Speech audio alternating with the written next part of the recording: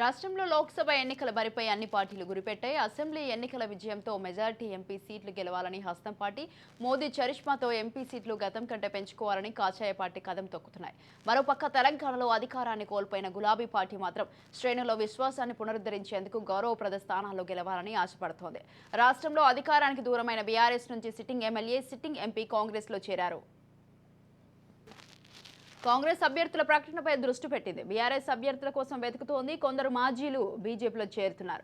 ఈ పరిణామాల ప్రభావం ఏ పార్టీపై ప్రభావం పడుంది? మరి ఒంటరి చూపు ఎవరి వైపు ఉంది? తెలంగాణ ఫలితాలు దేశవ్యాప్తంగా కాంగ్రెస్కు ఊపునిస్తుందా అని బీజేపీకి దక్షిణాదిలో పట్టు పెంచుతాయా? గులాబీ పార్టీ పార్లమెంట్ ఎన్నికల్లో అయినా పట్టు సాధించేదా? ఆయా పార్టీల కూడికలు, తీసివేతల ప్రభావం ఎంత? తెలంగాణ ప్రజా రాజకీయ ముఖ చిత్రం ఏం చెబుతోంది? రైట్, ఈ విషయంపై పూర్తి సమాచారం అందించడానికి మా ప్రతినిధి విక్రాంత్ ఫోన్ లైన్ లో ఉన్నారు. విక్రాంత్,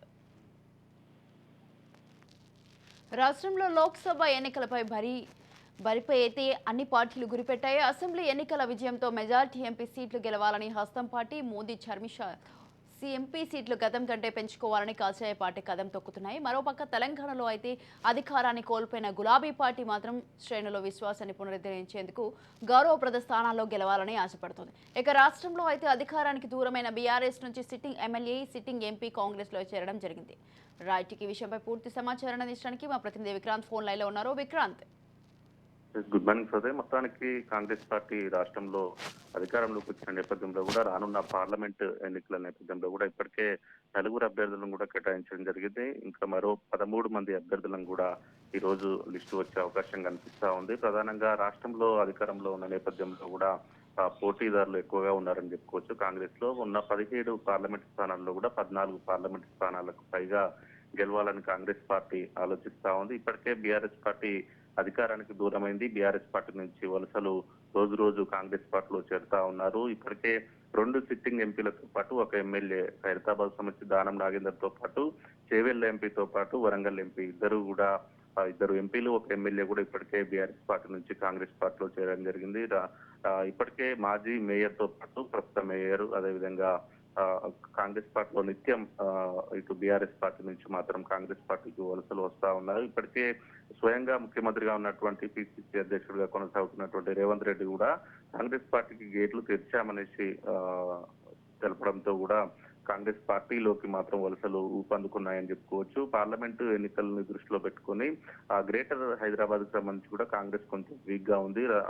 మొన్న జరిగినటువంటి ఎన్నికల్లో కూడా ఏ ఒక్క స్థానం నుంచి కూడా కాంగ్రెస్ పార్టీ ఎమ్మెల్యే అభ్యర్థులు గెలవని పరిస్థితి ఉంది. ఈ నేపథ్యంలోనూ గ్రేటర్ వ్యాప్తంగా కూడా కాంగ్రెస్ పార్టీలోకి వలసలు భారీగా వస్తా ఉన్నారు. మరోవైపు ఇటీవలే కాంగ్రెస్ పార్టీలో చేరినటువంటి బీఆర్ఎస్ ఎంపీ అయినటువంటి రంజిత్ రెడ్డి కావచ్చు, అదేవిధంగా వరంగల్ కు సంబంధించిన ఎంపీ కావచ్చు, వీరిద్దరికి టికెట్లు కూడా కన్ఫర్మ్ గా చెప్పుకోవచ్చు. మరోవైపు ఎమ్మెల్యేగా గెలిచినటువంటి బీఆర్ఎస్ పార్టీ నుంచి ఎమ్మెల్యేగా గెలిచి కాంగ్రెస్ పార్టీలో జాయిన్ అయినటువంటి దానం నాగేందర్ ని కూడా సికింద్రాబాద్ నుంచి పోటీ చేయించాలనే ఆలోచనలో కూడా కాంగ్రెస్ పార్టీ ఉంది. దీనికి సంబంధించి ఇప్పటికే నిన్న ఏఐసిసి భవన్ లో కూడా సిడబ్ల్యూసి సమావేశం అనంతరం కూడా కాంగ్రెస్ ఎన్నికల కమిటీ కూడా సమావేశమైంది. దాంట్లో ఇంకా అభ్యర్థులు ఖరారు కావాల్సినటువంటి 13 మంది అభ్యర్థులకు సంబంధించిన ఫైనలైజ్ మాత్రం నిన్న అయింది. ఇప్పటికే ఏకాభిప్రాయానికి కూడా ఒక 6 మంది అభ్యర్థులపై కూడా ఏకాభిప్రాయానికి వచ్చినట్లు తెలుస్తా ఉంది. ఇప్పటికే నలుగురు అభ్యర్థులు నల్గొండ జిల్లా నుంచి కాంగ్రెస్ పార్టీ సీనియర్ నేత జానారెడ్డి కుమారుడు రఘువీర్ రెడ్డికి టికెట్ కన్ఫర్మ్ అయింది. మరోవైపు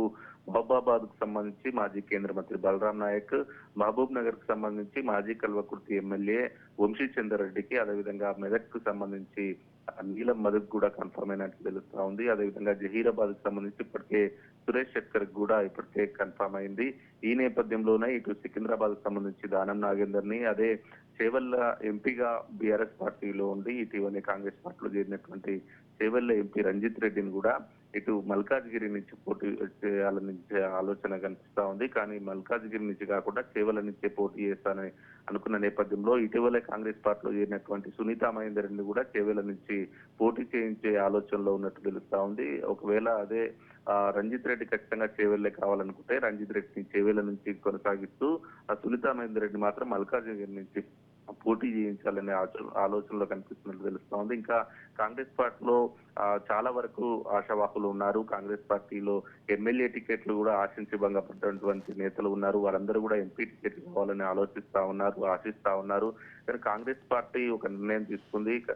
ఇటీవల జరిగినటువంటి అసెంబ్లీ ఎన్నికల్లో ఎవరైతే ఓడిపోయారో వారికి ఏ ఒక్కరికి కూడా పార్లమెంట్ ఎన్నికల్లో కూడా సీటు ఇవ్వద్దనే ఆలోచనలో మాత్రం ఉన్నట్లు తెలుస్తా ఉంది. ఈ నేపథ్యంలోనే పోటీ తీవ్రంగా ఉంది. ఇప్పటికే పార్లమెంట్ ఎన్నికలకు సంబంధించి కూడా ఒక్కో పార్లమెంట్ స్థానానికి సంబంధించి కూడా 40 నుంచి 50 మంది అభ్యర్థులు తాము పోటీలో ఉన్నామని ఇప్పటికే దరఖాస్తు చేసుకోవడం జరిగింది. దాని వడపోత కార్యక్రమం ద్వారా ఇప్పటికే ఏఐసిసి హైకమాండ్ కు రాష్ట్ర నాయకత్వం 3 పేర్లతో కూడా అందించింది. ఆ 3 పేర్లలో ఎవరైతే బాగుంటుందనేదే నిన్న పెద్ద ఎత్తున చర్చ జరిగింది. ఈ నేపథ్యంలోనే రానున్న పార్లమెంట్ ఎన్నికల్లో కూడా ఖచ్చితంగా కాంగ్రెస్ పార్టీ 12కు పైగా స్థానాలు గెలుచుకునే అవకాశం మాత్రం చాలా స్పష్టంగా కనిపిస్తా ఉంది. ఆ రాష్ట్రంలో అధికారంలో ఉన్న నేపథ్యంలో కావచ్చు, అదేవిధంగా రేవంత్ రెడ్డి కాంగ్రెస్ పార్టీ 100 రోజుల పనితీరును చూసి ఖచ్చితంగా మాకు పెద్ద ఎత్తున స్థానాలు గెలుచుకుంటామని కాంగ్రెస్ పార్టీ చెప్తా ఉంది. ఈ 100 రోజుల్లోనే ఆ చాలా వరకు ఇచ్చినటువంటి ఎన్నికల హామీలు కూడా నెరవేర్చుకుంది. ఎప్పుడైతే రేవంత్ రెడ్డి ముఖ్యమంత్రిగా ప్రమాణ స్వీకారం చేశారో, ప్రమాణ స్వీకారం చేసిన 2 రోజుల్లోనే ఇటు మహిళలకు ఉచిత బస్సు ప్రయాణం కావచ్చు, 5 లక్షల నుంచి 10 లక్షల వరకు ఆరోగ్యశ్రీకి సంబంధించి ఆ పెంపు కావచ్చు, అది అమలు చేసిన పరిస్థితి కనిపిస్తుంది. అదేవిధంగా గ్యాస్ సిలిండర్ కేవలం 500 రూపాయలకే గ్యాస్ సిలిండర్ అని ఇచ్చిన హామీని కూడా నిలబెట్టుకుంది. మరోవైపు పేదలకు 200 యూనిట్ల వరకు రేషన్ కార్డు ఉన్న ప్రతి ఒక్కరు కూడా 200 యూనిట్ల వరకు ఉచిత విద్యుత్ అందిస్తామని ఎన్నికలకు ముందు ఇచ్చిన హామీని కూడా కాంగ్రెస్ ప్రభుత్వం నిలబెట్టుకుంది. ఎన్నో ఏళ్లుగా ఎదురు చూస్తున్నటువంటి ఇందిరమ్మ ఇండ్లు, డబుల్ బెడ్రూమ్ హౌజులు కావచ్చు, రేషన్ కార్డులు కావచ్చు, దాదాపు 7 సంవత్సరాల నుంచి కూడా ఏ ఒక్కరికి కూడా ఇండ్లు, అదేవిధంగా రేషన్ కార్డు లాంటి పరిస్థితి ఉంది రాష్ట్రంలో. అది 2 రేషన్ కార్డులతో పాటు ఇందిరమ్మ ఇండ్లు కూడా అనౌన్స్ చేసిన నేపథ్యంలో కూడా పెద్ద ఎత్తున గ్రామాలలో కూడా పెద్ద ఎత్తున కాంగ్రెస్ పార్టీపై సింపతి పెరిగిందని చెప్పుకోవచ్చు. అదేవిధంగా ధరణి సమస్యతో కూడా రైతులు ఇప్పటికే పెద్ద ఎత్తున సమస్యలు ఎదుర్కొంటున్న నేపథ్యంలో కూడా ధరణిపై స్పెషల్ డ్రైవ్ నిర్వహించడంలో కూడా ప్రభుత్వం సక్సెస్ అయిందని చెప్పుకోవాలి. మరోవైపు రాష్ట్రంలో ఏదైతే హామీలు ఇచ్చిందో ఎన్నికల ముందు, ఆ హామీలన్నీ నిలబెట్టుకునే ప్రయత్నం చేస్తా ఉంది. రైతులకు వరాలు కురిపిస్తా ఉంది. ఈ నేపథ్యంలో ఖచ్చితంగా ఈ 100 రోజుల పనితీరు తోటే ఈ 14 పైగా గెలుచుకుంటామని కాంగ్రెస్ పార్టీ చెప్తా ఉంది. ఏదేమైనప్పటికీ 17 పార్లమెంట్ స్థానాలు ఉన్న నేపథ్యంలో కూడా మెజార్టీ స్థానాలు మాత్రం ఖచ్చితంగా కాంగ్రెస్ పార్టీ గెలుచుకోబోతుందని మాత్రం చెప్పాల్సి ఉంటుంది. Right. Thank you Vikrant. Thanks for the details.